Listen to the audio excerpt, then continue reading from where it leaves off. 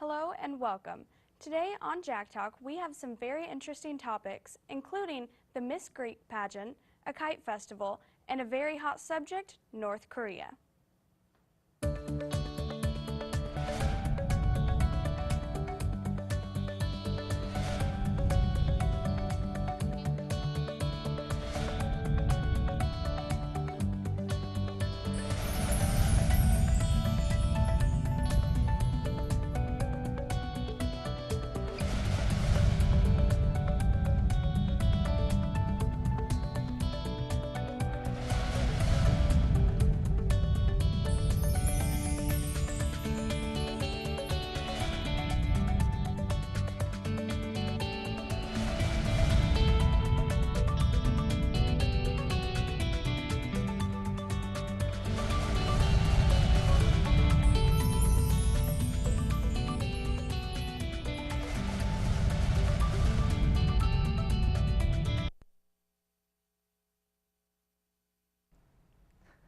Joining us here in the studio is Miss Greek herself, Miss Haley Ann Pickett.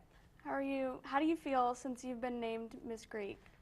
It feels awesome to be a Miss Greek, especially being a freshman here at the university. It's definitely something that I'll remember for forever. Yeah. Okay, so let's start with Miss Greek. Jason, tell us about it.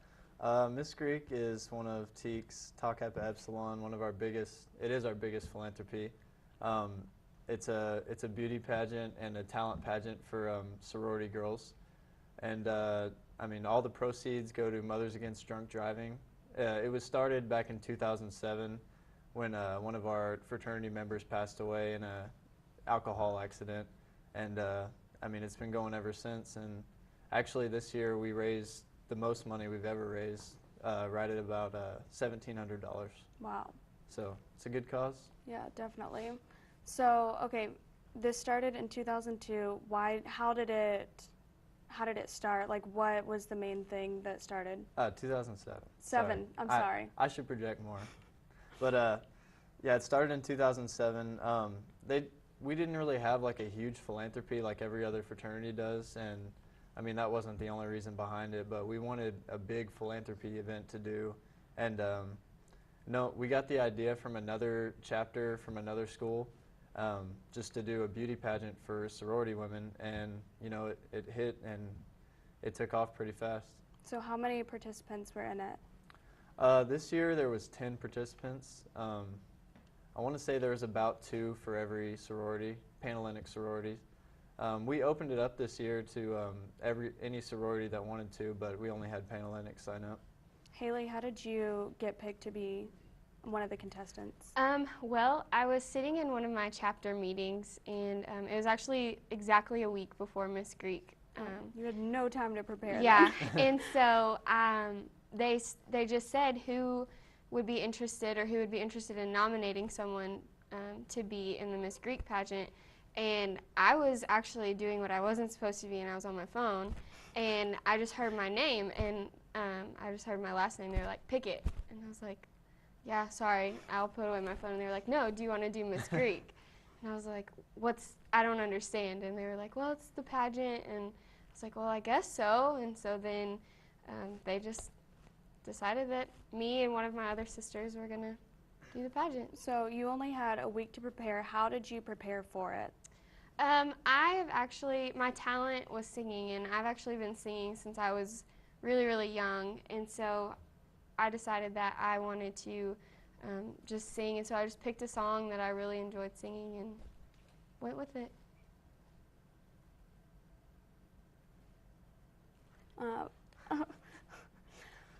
Tell us about the actual pageant and how the day of. Well, the day of, I didn't eat anything because I was terrified because being a freshman, it was obviously nothing I'd ever experienced before. And so I got there, and the TEACs, or TKE, they were all so nice and welcoming, and I loved being around everyone. And then the first time I went out on stage, it was terrifying. And because you were first. Yeah, I was first for everything. And so I just kind of went out and then came back as fast as I could, and my mom texted me and was like, you need to slow down. So It was a fun experience, but terrifying.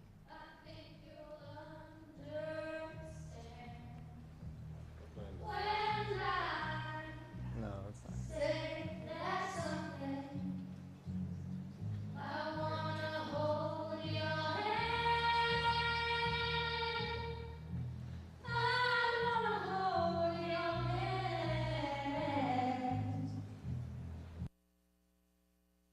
Okay, Jason, tell us about you and how you prepared the day of. Did you not eat also? Oh, Were you nervous? I ate a lot actually that day, just because I mean I needed fuel because, I mean, before it's not just the day of. I mean, we started this. Really, we start preparing for Miss Greek because it's such a big event. We have to prepare the semester before, like we have to reserve the rooms. We then go out and get sponsors that'll go on the T-shirts and on the banner. We had about 15 sponsors this year, and they all donate money, and their names get put on the back of the shirt, and they get recognized at the event. And I mean, it's just a lot of setting up. You have to meet a lot of people, especially with the university. I mean, you have to go, talk to the right people in order to get your room, get the right setup, get the right audio people. And luckily, we've been pretty lucky with the audio people we've gotten. They haven't screwed up too bad. So. Okay, tell us, so the judges, were they the sponsors also, or who were the judges? No, the judges were, they were a part of Mothers Against Drunk Driving. They actually had a lot more people this year come in. They had about 7 judges this year. But usually they send about 5 representatives to come and, judge the pageant. And they do a great job. And I mean, we want to involve them. We just don't want to, like, hold a pageant and then, just give them a check. Like, we want them to be recognized. We bring them up on stage and give them a giant check. Right, and actually be involved in the whole process of it. Exactly, yeah. Okay, so back to your part of it. Now, whenever you were in the top 3, how did you feel? Well, funny I felt story. nervous for all of y'all. Well, Jason said that, apparently he said that when they call your name, you need to step up. Well, they called my name and I didn't do anything, and he was like, can you step up for me? And my mom was like, oh my gosh. I was like, does she not know what her name is anymore? Like, I was so surprised. I wasn't expecting it at all. So, okay, so whenever you actually did, were you excited? I was ecstatic, but again, I was really nervous because there was one more part of it, and they were going to ask us 3 questions, basically about how we feel about alcohol abuse and drunk driving. driving. Incorporate that into the... And the one question that I got, and I knew when he called my name, I was going to get the one question I didn't want because it was the first question. And the question was, how would you, I don't remember exactly. How would you lower the growing rate of drunk drivers in America, or college students especially? Yeah. And she had a very good answer. Okay. All right. Well, that's all the time we have. I want to thank our guest, Miss Greek Haley. Coming up next, we have a kite festival here in Nacogdoches.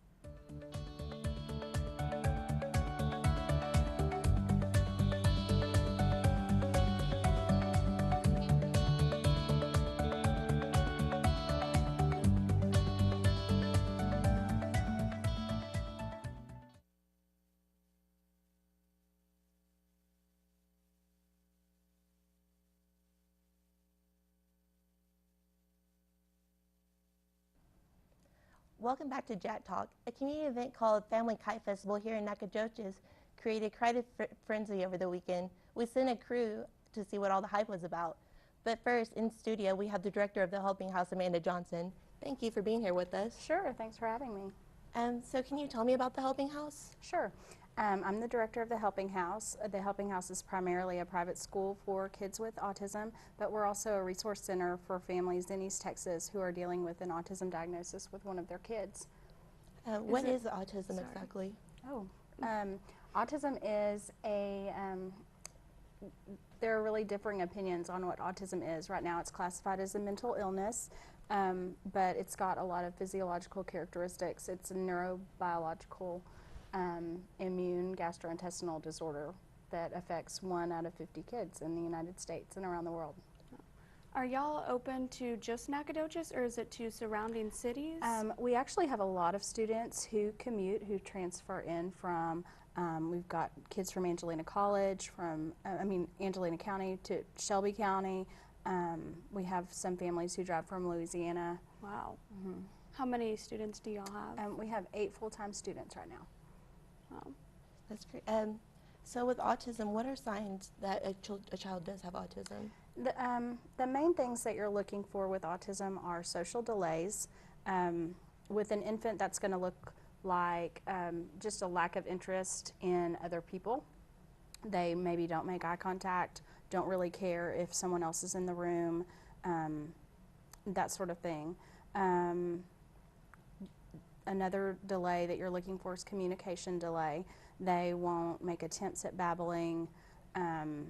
There's no first word that comes.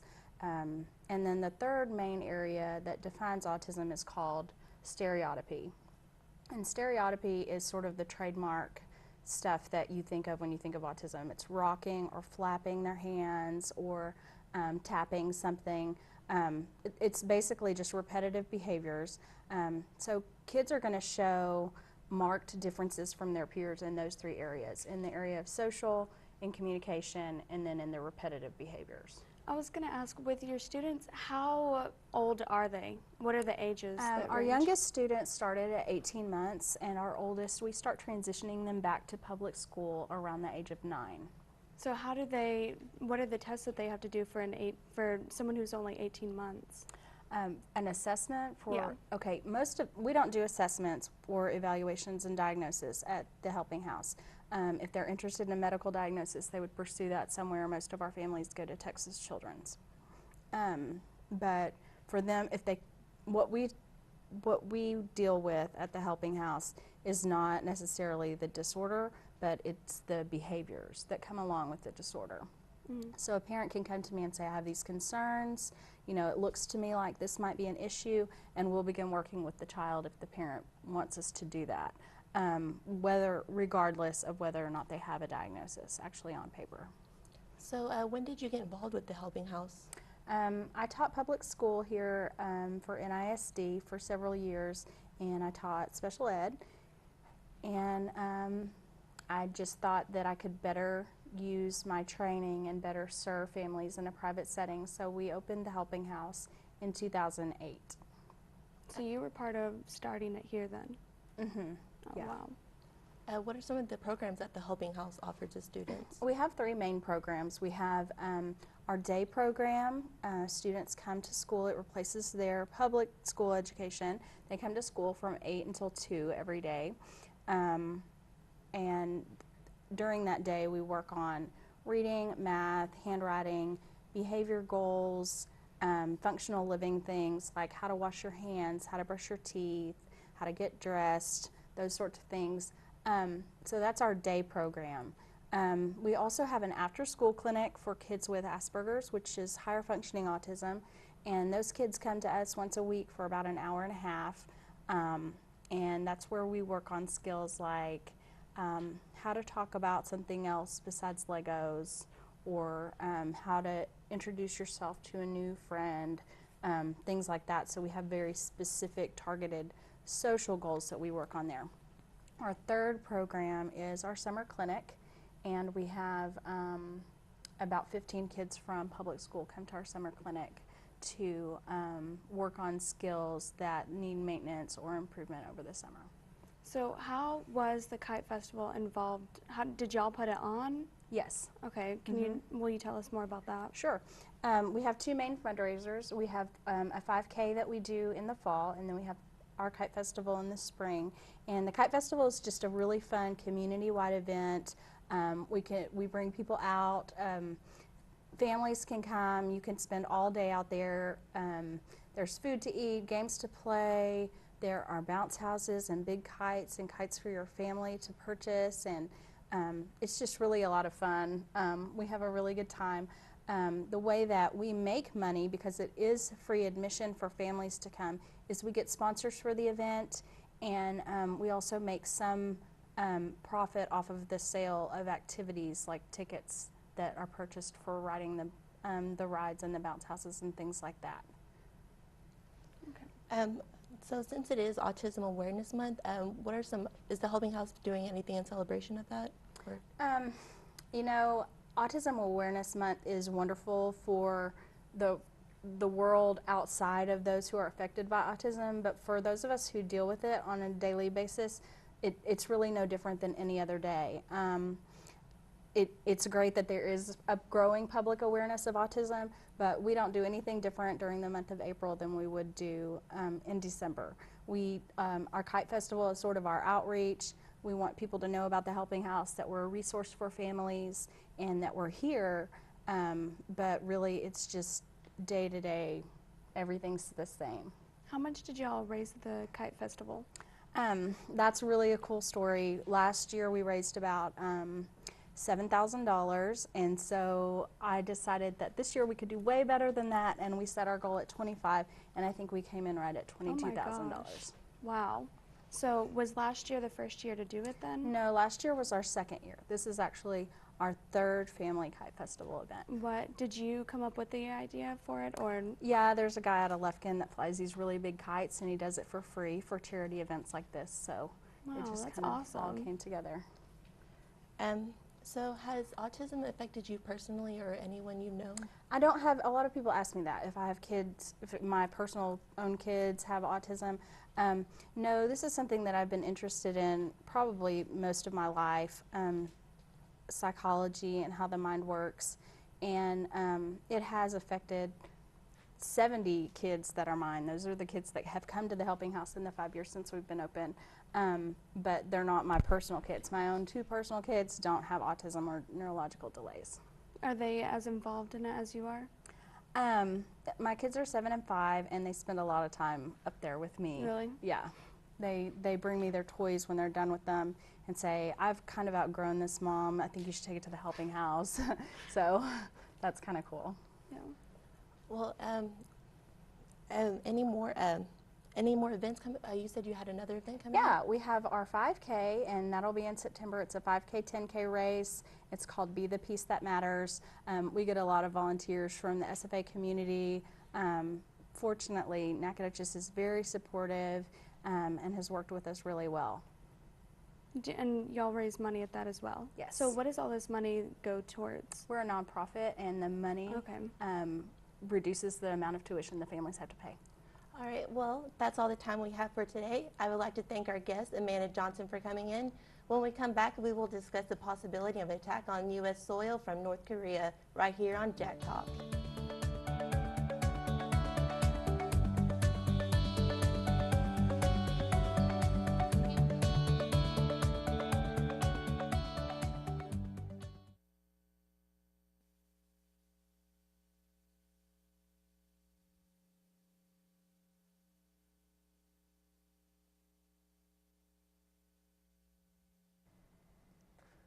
Hello and welcome back to Jack Talk. Earlier this year, the United States received a threat from the nation of North Korea about being the primary target for upcoming missile and nuclear programs. Obviously, this is a serious issue that could harm our country. I'm here today with Martin and Isaac. Martin and Isaac, how are y'all doing today? Doing very good. I'm very good. Let's go back several decades, all the way back to the Korean War. It began with North and South Korea trying to gain control over the whole peninsula, and eventually leading other countries, including the United States, to go get the North Korea to sign an armistice. Do you believe our conflict with North Korea started then? Well, you could say that. You could say it was even with World War II. During World War II, the Empire of Japan was the one that controlled it. And once again, South Korea wanted a democratic government. They wanted to hold elections. North Korea wanted to set up a communist government. And throughout the Cold War, we were helping these democratic nations and fighting against communism. So you could say that cause of the Cold War, that we were having a conflict since then. Yeah, we've always had a conflict with communism as a country of freedom and free rights. We don't believe in oppression and what North Korea is known for is oppressing their people, pushing their people back. They give food to the military before they give food to the people.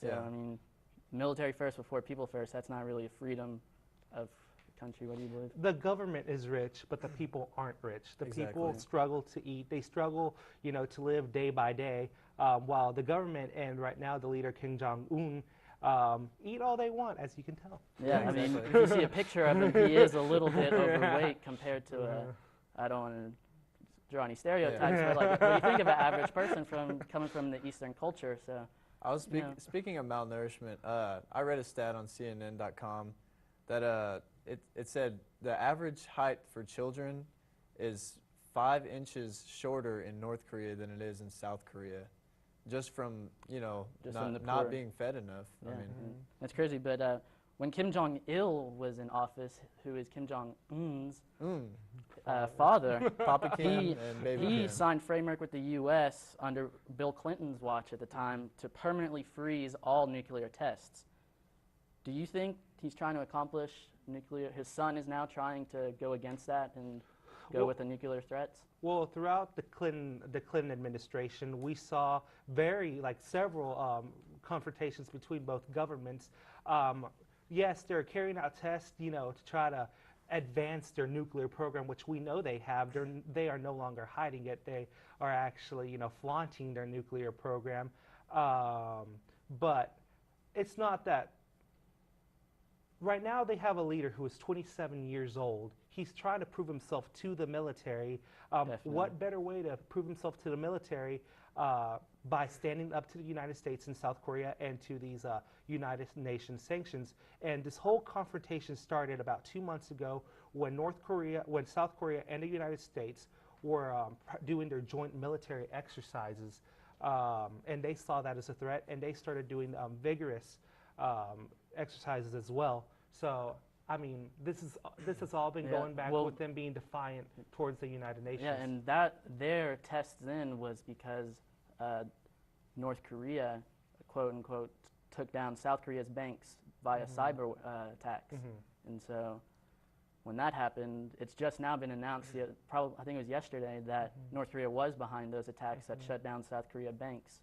But we were talking about these threats against the United States, and I just want to make it clear for all the intelligence that's out there, and from what I've read, if North Korea tried to launch a missile towards the United States, it's really a threat to all the fish in the Pacific Ocean. It's not going to make it. And what they're saying, they're threats to places like Guam, U.S. Exactly. military bases, and especially in South Korea. I mean, we just saw yesterday Japan moved missile defense systems around Tokyo just in case. Yeah, I wanted to ask you about that because the last time North Korea tried a test, they didn't tell Japan, and they sent their missile out over Japan's land, and they had no idea. So now they're making threats. Japan is coming back with putting missile defense turrets on buildings and out around places. I mean, how would yeah. you feel going to school, Jason, with a missile defense turret? In North Korea or around that area, right now I'd be, getting my passport, getting my visa for another country. I mean, I wouldn't be living in North Korea, Yeah. But I mean, if you don't want to live there, the leader puts you in concentration camps similar to Adolf Hitler. I mean, we all saw how that turned out for him. I Yeah. mean, Do you think that's what it's going to turn into, where we're leading to next, is another Hitler in Kim Jong-un? I don't think he's that religious. Hitler was more passion and, he was religious about it. He wasn't, this guy's just crazy. I don't know what to expect from this guy. He's trying to prove himself. Exactly. Like, he's really, really trying to prove himself. If there is a war, if there is a launch, the United States and South Korea would respond very promptly and very precise. They have a plan already in place, the Obama administration does. And Jay Carney, who is President Obama's spokesperson, even said that he would not be surprised if he saw a missile launch, which they say could be any moment. And if they do a missile launch, if it lands in the middle of nowhere, they're not going to respond immediately. But if they were to hit a South Korean target or a United States military target, they said that they would respond very precisely and also send a missile to that area of launch. Yep. What do you think would be the best way to attack it, Isaac? Well, I was listening to a general the other day, and he said that if North Korea were to attack the DMZ line, which is the border that separates North and South Korea, is heavily fortified. You will not be able to get across that if you try to attack through land. So what North Korea would do, they would launch missiles into South Korea and try to attack on the sides using their navy. The United States and South Korea in return would knock out with heavy air power. They would knock out radars and their missile launch sites, so they could control the air. Once the United States controls the air, it's over. It's for over, North yeah. Korea. Yeah. That's what they're saying. A lot of Kim Jong-un's closest advisors say that they would not win the war. So, I mean, I guess my opinion is this is a bunch of talk. If there is a missile test and it doesn't hit anybody, there won't be any military action. But if they were to carry out, an attack on a South Korean target or a United States military target, well, that's when we would see that plan put in place. Just where innocent people are going to get hurt, but I mean, the only thing that is extremely, it's very bothersome to me is where they're training their military with their targets for target practice have like United States soldiers on them, like face. Yes, some of the file photos file videos that they show out have President Obama's face on it. They have, there's multiple images and videos on the internet where, you see Kim Jong-un looking through his binoculars and he's watching these missiles explode at imaginary American and South Korean targets. It's very, very gruesome to watch sometimes, hard to watch. Well, thank y'all for coming in today. I want to, get your insight, Isaac and Thank Martin. you, Isaac. That was Appreciate it. very You're welcome. great. I want to thank you guys once again. I'm Jason Swillick. Thanks for watching Jack Talk. Axe 'em Jacks.